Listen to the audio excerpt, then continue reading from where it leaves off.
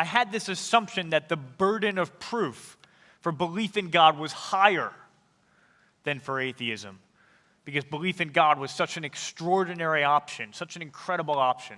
Richard Dawkins seems to think this way. He says, if you want to believe in unicorns or tooth fairies, Thor or Yahweh, the onus is on you to say why you believe in it. The onus is not on the rest of us to say why we do not. I think I bought into that way of thinking, that option A is the crazy option, whereas option B is the sober, sensible, scientific, rational option. I now want to challenge my old self by considering our options in a bit more detail.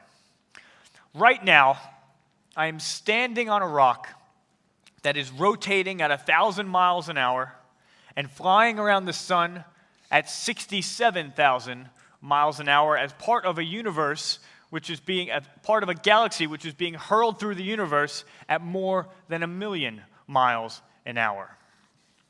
Things are not always as ordinary as they seem. Dawkins seems to imply that God is too extraordinary to believe in. But criticism without alternative, I mentioned this earlier, criticism without alternative is empty. A given hypothesis is only probable or improbable relative to what alternative hypotheses are out there. So what are our alternatives? When we consider big picture explanations of the universe, how did this all get here? What are our options? I think there are only three main competitors. Number one, God created the universe. And we might just admit that's a pretty extraordinary option. That's a pretty extraordinary claim. But let's look at our other alternatives. Alternative number two, the entire universe just popped into existence from nothing without any explanation whatsoever. This is a very odd option. Okay, the physical stuff in our everyday lives doesn't generally just pop in and out of existence. If it doesn't now, why should we think that it did at the beginning? A third alternative. The universe, or perhaps some series of universes, has always existed, extending infinitely back in time. But I still think that this just pushes the oddness one step back. Perhaps now each part of the universe can be explained by some part that came before it, but we still have absolutely no explanation for why there is a universe at all. This too seems to me to be very odd. These exhaust the relevant alternatives. These are the only three alternatives, and every one of them makes quite an extraordinary claim. All three of them are well outside the realm of the ordinary. And even if you say, okay, I see that all three of these options are pretty crazy, pretty extraordinary, so I'm going to remain agnostic and I'm not going to commit myself to any one of them, well, you're still committed to the fact that one of these three things is true. And that's just as extraordinary. The conclusion, I think, is that we live in a miraculous world. I don't think there's any getting around that, whether you're a theist, an atheist, or an agnostic. I don't think anyone can get around that fact. All we have are incredible alternatives. No one has the choice to believe only in the ordinary. We have not been left that option. I call this the normality of the supernatural. And I find that many people just haven't considered it. They've just gone about their days with their heads down, not realizing that the fact that they are walking around as part of a universe 100 billion light years in size is absolutely remarkable. And I find that talking people through the only available options helps them to rethink the assumption that the burden of proof is on belief in God. Now I want to go a step further and suggest that the burden of proof is actually squarely on an atheistic understanding of the universe. Let's take a closer look at each of these three options that I've already mentioned. I'll work backwards. Option 3. Can the universe have always existed? Can it extend infinitely back into the past with no beginning? 100 years ago, most scientists would have answered yes. It was just about universally assumed that that was the case. But one of the most significant developments in science in the last 100 years is that this thinking has been overturned. Today, the majority of scientists believe that the universe had an absolute beginning at the Big Bang. We now have instruments that can detect that the universe is actually expanding in size, and actually it expands more rapidly the more it expands. And unless scientists are radically wrong about the amount of mass in the universe, it is never going to contract back into itself again by natural means. So the picture that results from this, if we trace back the expansion, is a universe that began with an utterly dense singularity, an utterly dense single point, where all the mass of the universe was consolidated into a single point and then exploded into the universe at the Big Bang. Let me give you a second scientific reason for thinking that the universe had a beginning. And this comes from the second law of thermodynamics, which says that entropy will increase to a point of thermodynamic equilibrium. That's fancy language. I'm not going to talk about that, don't worry. But basically, what that means is that the universe has a certain amount of usable energy. And eventually, all that usable energy, by natural means, will be used up. When it is, the universe will be said to have suffered a heat death. Think of the coffee that you had at lunch. Its heat signifies usable energy. But if you leave it long enough, all of that energy will be used up, and it will just sit there at room temperature. Well, if the universe had existed infinitely back in time, then it should already be at room temperature. There should be no more usable energy in the universe. Why? Because however long it would take to cool it down, that amount of time would already have passed, because there's an infinite past. But the universe is not at room temperature. There is still plenty of usable energy in the universe. We're still drinking hot cups of coffee, thankfully. And that suggests that the universe must have had a beginning. For these sorts of reasons, and for others as well, the Cambridge physicist Stephen Hawking, someone who's by no means sympathetic to Christian faith, and yet he does confirm this conclusion when he writes this: all the evidence seems to indicate that the universe has not existed forever, but that it had a beginning about 15 billion years ago.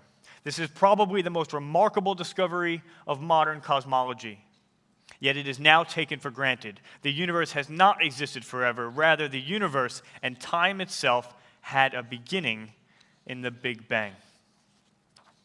I've given you two reasons, scientific reasons, for why the universe had a beginning. There are philosophical reasons as well, even without the science, where you can make arguments to the necessity that the universe had to have had a beginning.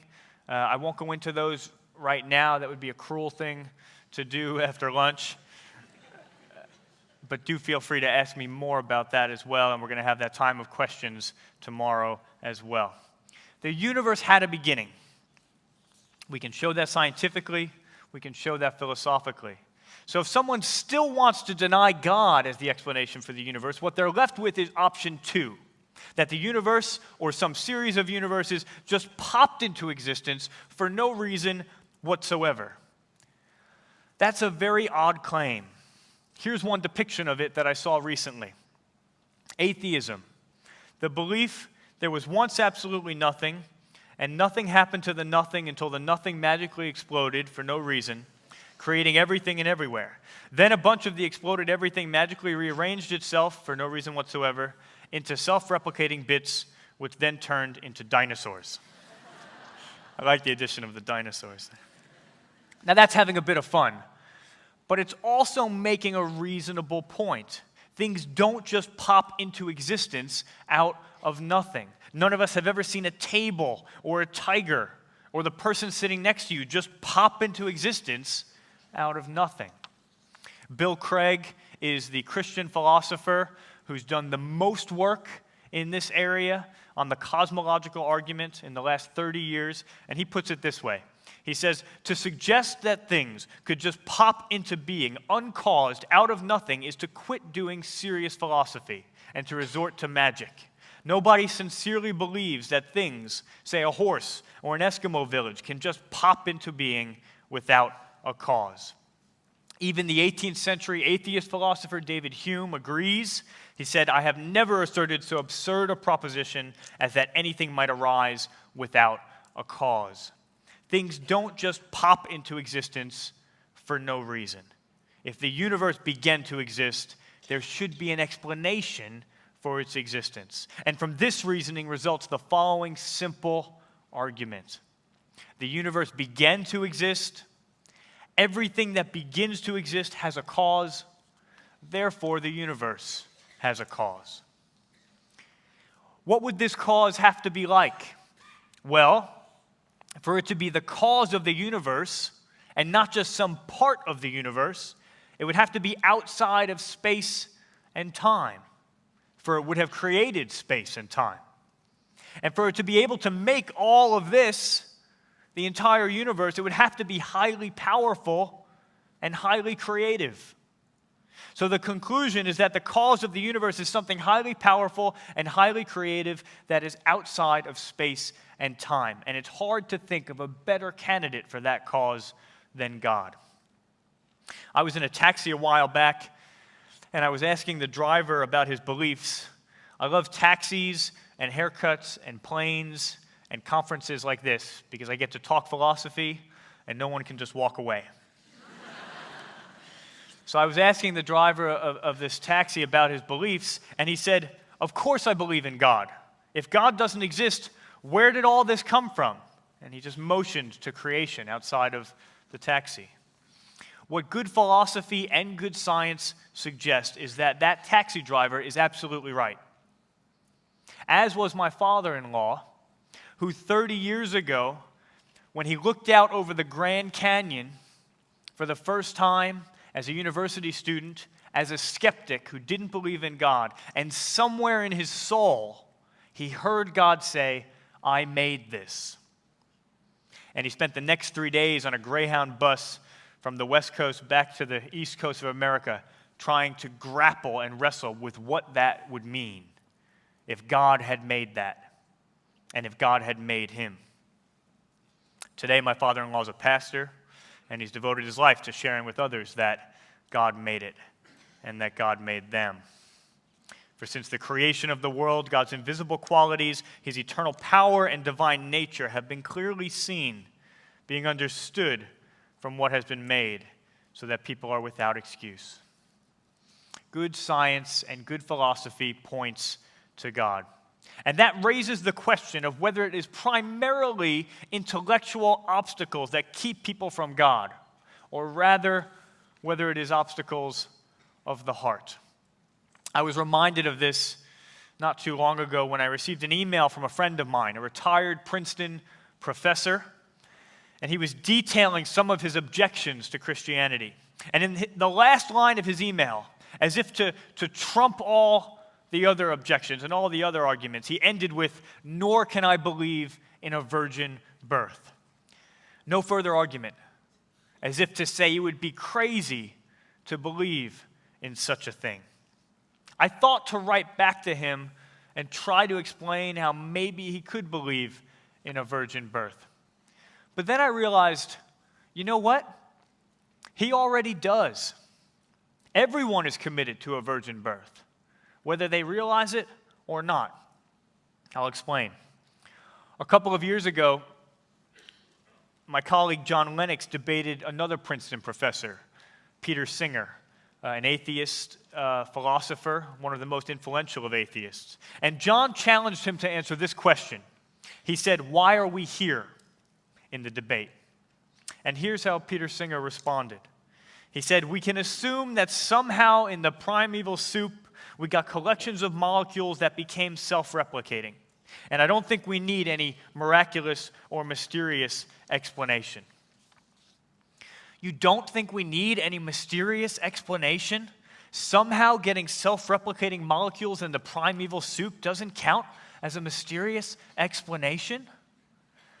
That sounds a lot like a virgin birth to me, as does the position of Quentin Smith, a prominent atheist philosopher with over 140 articles, over 12 books to his name. Here's what he writes. The fact of the matter is that the most reasonable belief is that we came from nothing, by nothing, and for nothing. We should acknowledge our foundation in nothingness and feel awe at the marvelous fact that we have a chance to participate briefly in this incredible sunburst that interrupts without reason the reign of non-being. Is that not a virgin birth?